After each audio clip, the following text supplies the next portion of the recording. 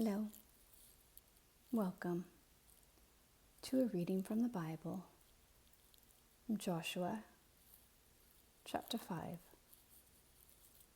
Now, when all the Amorite kings west of the Jordan and all the Canaanite kings along the coast heard how the Lord had dried up the Jordan before the Israelites until they had crossed over, their hearts melted in fear, and they no longer had the courage to face the Israelites. At that time, the Lord said to Joshua, "Make flint knives and circumcise the Israelites again."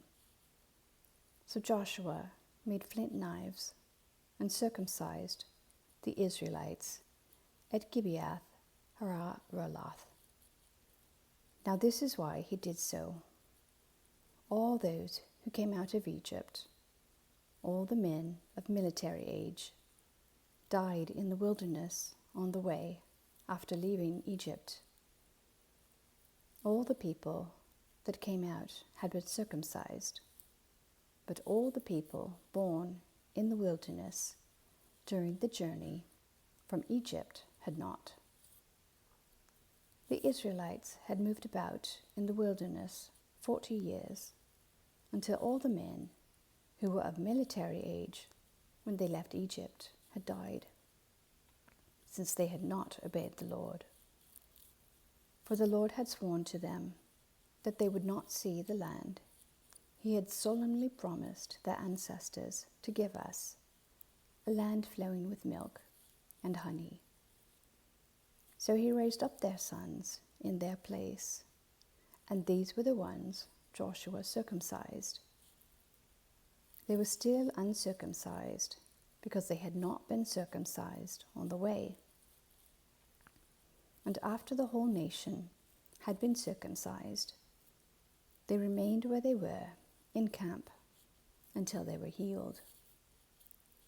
Then the Lord said to Joshua, "Today I have rolled away the reproach of Egypt from you." So the place has been called Gilgal to this day.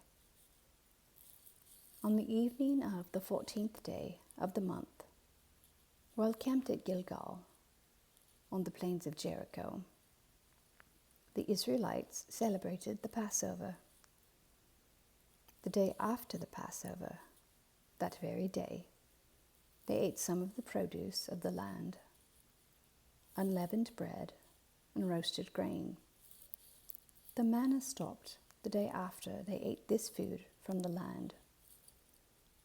There was no longer any manna for the Israelites, but that year they ate the produce of Canaan. Now, when Joshua was near Jericho, he looked up and saw a man standing in front of him with the drawn sword in his hand. Joshua went up to him and asked, "Are you for us or for our enemies?" "Neither," he replied, "but as commander of the army of the Lord, I have now come." Then Joshua fell face down to the ground in reverence and asked him, "What message does my Lord have for his servant?" The commander of the Lord's army replied, "Take off your sandals, for the place where you are standing is holy." And Joshua did so. Amen. Thank you for listening.